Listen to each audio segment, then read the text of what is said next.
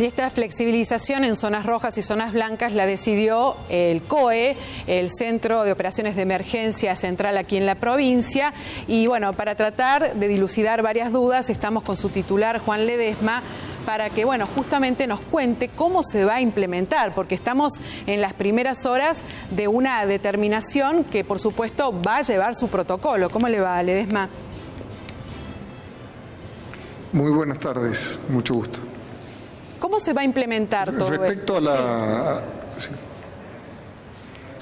Respecto a la implementación, esto ha sido una definición muy reciente del gobierno nacional por parte del DNU, que activa la flexibilización.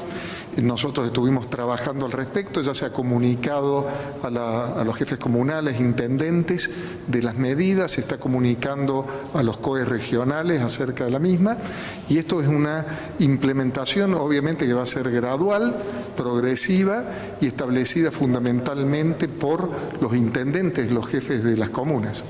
Son 371 los municipios y comunas que entran dentro de lo que son zonas blancas, ¿verdad? Y hay muchos detalles a tener en cuenta que, por ejemplo, tratamos de dilucidar y seguramente usted nos pueda dar la respuesta. Alguien que está en una zona blanca y cuando empiecen a darse a conocer estas obras privadas, por ejemplo, alguien que está en una zona roja y va a trabajar, puede ser un albañil que va a trabajar a una de estas zonas blancas, ¿está permitido?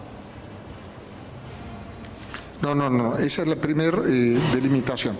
Hay dos consideraciones importantes. Nosotros tenemos un circuito que está vinculado a la presencia del virus y a la no presencia del mismo, ¿no es cierto?, determinando áreas de nuestros territorios que están libres de virus, que no se puede ingresar, y áreas que tiene presencia del virus o regiones rojas, por decirlo así. Esa es una consideración desde el punto de vista epidemiológico de tránsito, que ya están efectuados, digamos, la restricción a la circulación en las mismas a través de los retenes de seguridad y sanitarios.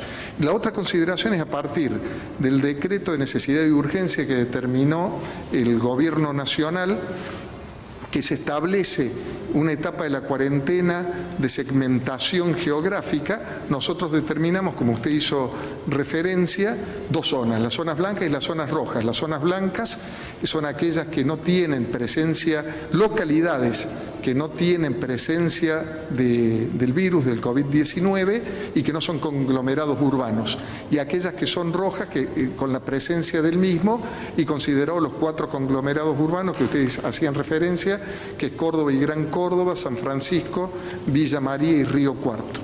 A tal efecto, todas las medidas están siendo, obviamente, desde el punto de vista de las zonas rojas, restricción absoluta y mantenida como hasta ahora, con la cuarentena social preventiva establecida, la no circulación.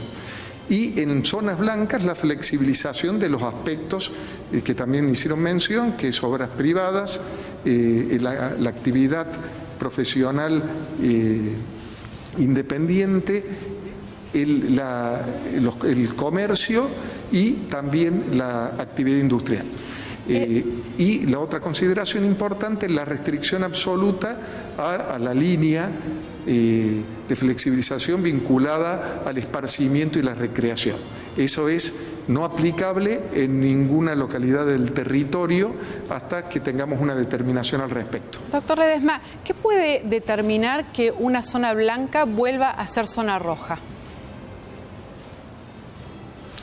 Fundamentalmente que no sea un conglomerado urbano de los antes determinados y que no haya presencia del virus.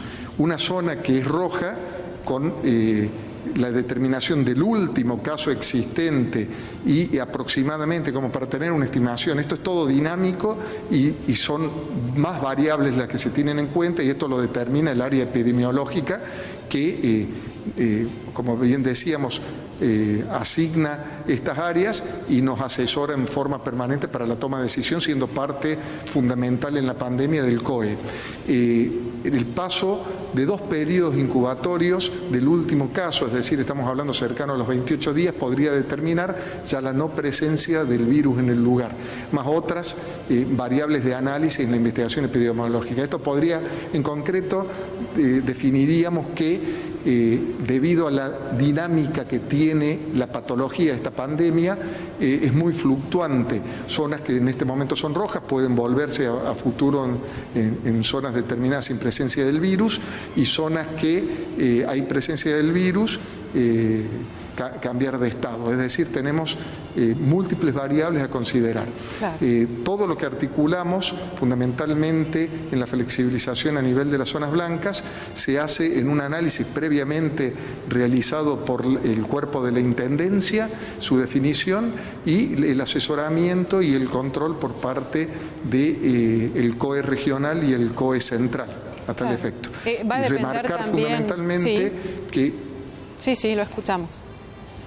Sí, le decía, y remarcar fundamentalmente que el ente de control es el municipio, es decir, es el intendente quien, como socio de esta actividad, está bregando por controlar todos los factores para que la flexibilización en estas 3 áreas mencionadas y la industria sea efectiva.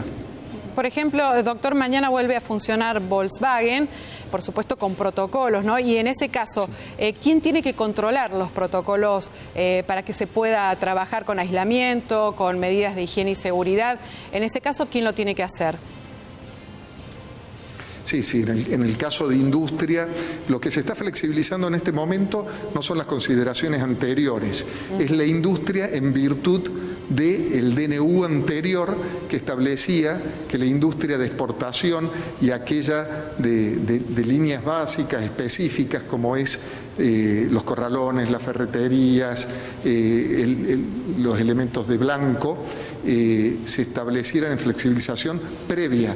La primera que estamos realizando es la de la industria Volkswagen, y esta está fundamentalmente el ente fiscalizador y de control es el Ministerio de Trabajo conjuntamente con el Ministerio de Industria a través de su secretaría.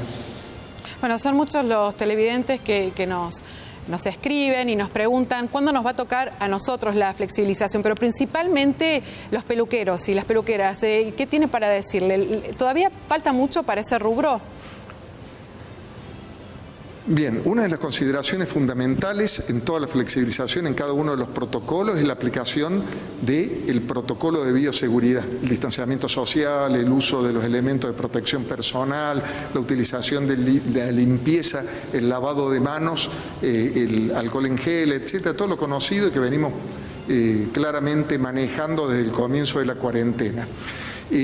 Otra de las determinaciones importantes es sobre los comercios, aquellos se están habilitando y flexibilizando aquellas actividades comerciales o profesionales en los cuales la concurrencia al sitio no es prolongada.